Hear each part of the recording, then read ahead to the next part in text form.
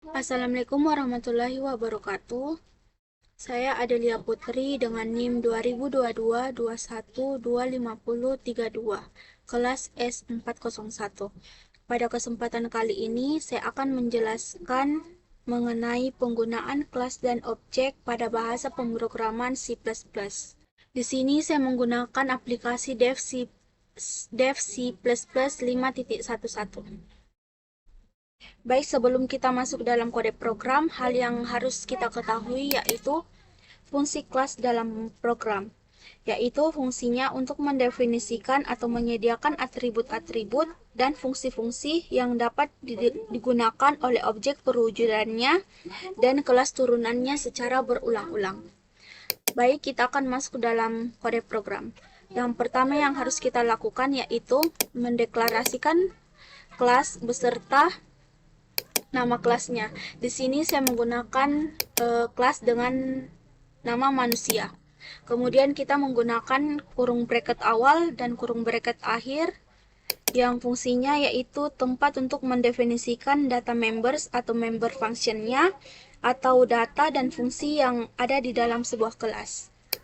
Kemudian setelah membuat nama kelas, kita menentukan hak akses dari kelas tersebut. Di sini saya menggunakan hak akses public, yang artinya kelas manusia ini akan bisa diakses data-datanya dan fungsi-fungsi yang ada di dalamnya dari luar kelasnya. Jadi kelas manusia ini tidak hanya dapat diakses oleh kelas turunannya, tapi semua bagian program yang mau mengakses kelas manusia ini bisa dilakukan, karena kelas manusia ini menggunakan hak akses publik. Selanjutnya, atribut apa saja yang digunakan dalam kelas manusia ini? Di sini yang pertama ada atribut nama dengan tipe data string, atribut usia dengan tipe data integer, dan atribut golongan darah dengan tipe data char. Kemudian untuk fungsinya di sini saya menggunakan void tampilkan data. Kemudian ini adalah instruksi untuk menampilkan. Sampai di sini kita sudah memiliki kelas yang namanya manusia dan memiliki 3 buah data atau identitas. Selanjutnya, untuk menggunakan fungsi dari kelas ini, kita harus mengaksesnya dari luar kelas, yaitu kita akan mengaksesnya dari bagian atau fungsi utama dari program C++ ini, yaitu pada bagian in main. Sebelum kita mendeklarasikan variabel, yang pertama kita harus lakukan yaitu kita harus membuat objek dari kelas manusia ini. Karena kalau kita tidak membuat objeknya, kita belum dapat mengakses kelas tersebut, karena belum memiliki objek sebagai representasinya.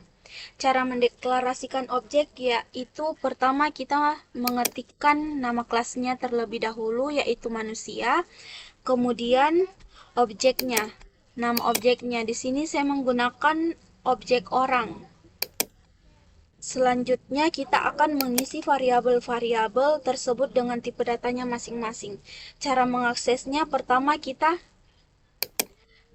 mengetikkan objeknya terlebih dahulu, kemudian atributnya. Kemudian karena saya di sini menggunakan string, jadi kita menggunakan tanda petik 2 untuk mengisi nilai atau value-nya.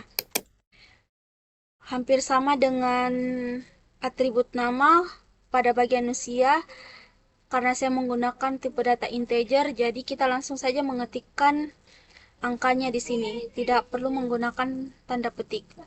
Pada bagian golongan darah juga penjelasannya hampir sama. Di sini saya menggunakan char, jadi saya menggunakan petik 1 agar program ini tidak error. Setelah kita mendeklarasikan atribut-atributnya, kita mendeklarasikan fungsinya dengan caranya hampir sama, yaitu kita mengetikkan objeknya terlebih dahulu, kemudian kita panggil fungsinya yang telah dibuat sebelumnya. Setelah ini, selanjutnya kita akan eksekusi program yang kita buat, apakah bisa berjalan atau tidak. Jadi di sini sudah tidak ada error, outputnya seperti ini, menampilkan nama Adelia, usia 20 dengan golongan darah B.